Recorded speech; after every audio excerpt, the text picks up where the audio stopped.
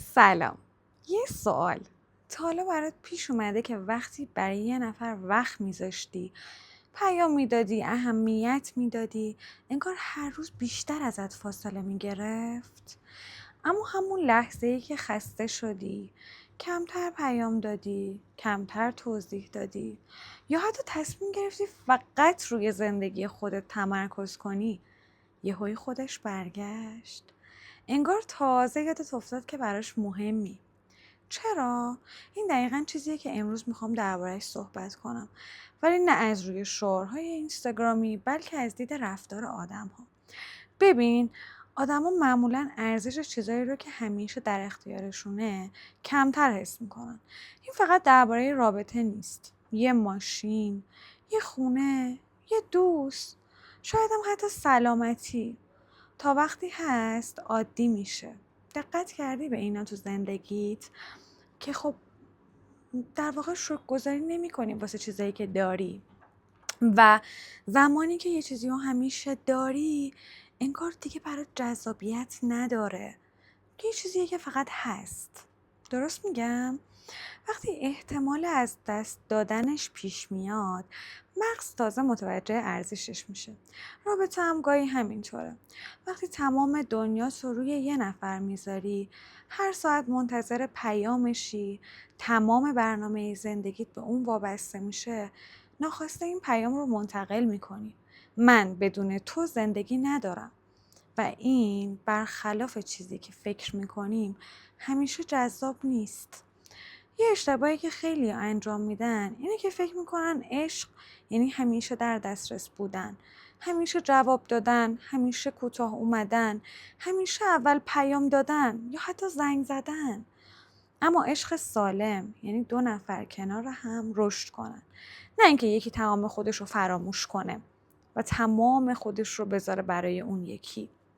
یه جمله‌ای که خیلی دوستش دارم میگه وقتی خودت رو رها میکنی تا یکی دیگه نگهت داره، آخرش نه خودتو داری نه اون آدمو.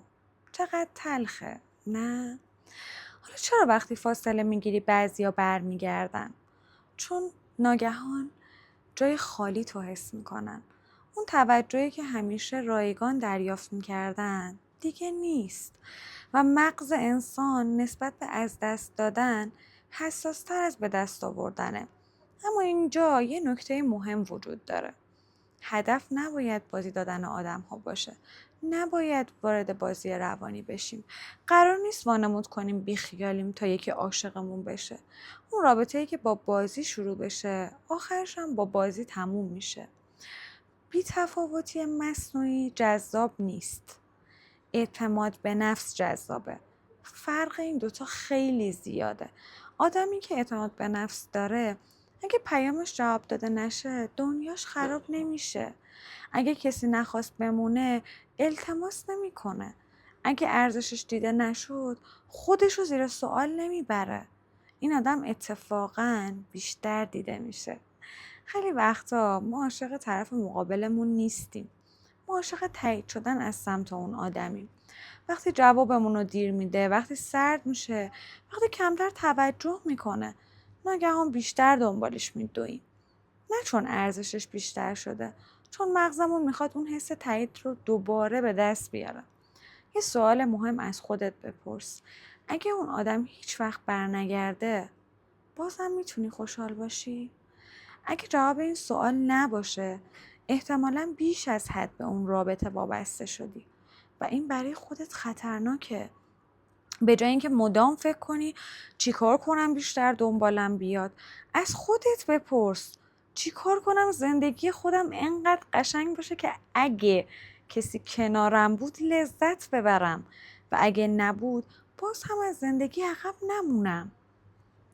این سوال زندگی آدم رو عوض میکنه. روی کاغذ بنویس و جوابش رو برای خودت بارها و بارها بخون. حقیقت اینه: آدم‌ها معمولاً جذب کسی میشن که برای خودش ارزش قائله. کسی که هدف داره، کسی که فقط منتظر پیام یک نفر نیست، کسی که دنیای خودش رو ساخته، نه کسی که تمام دنیاش فقط یک نفره. و در آخر اگه کسی فقط زمانی سراغت میاد که ازش فاصله میگیری، شاید بهتر از خودت بپرسی آیا اون واقعا منو دوست داره؟ یا فقط از دست دادنم براش ترسناک شده؟ فرق این دوتا فرق یه عشق سالم با یه وابستگی ناسالمه.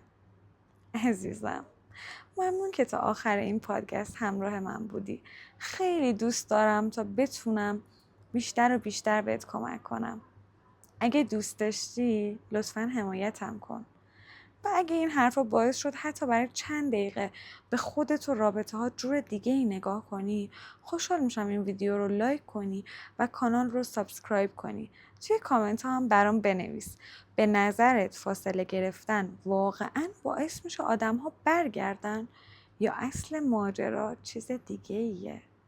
منتظر خوندن تجربهات هستم.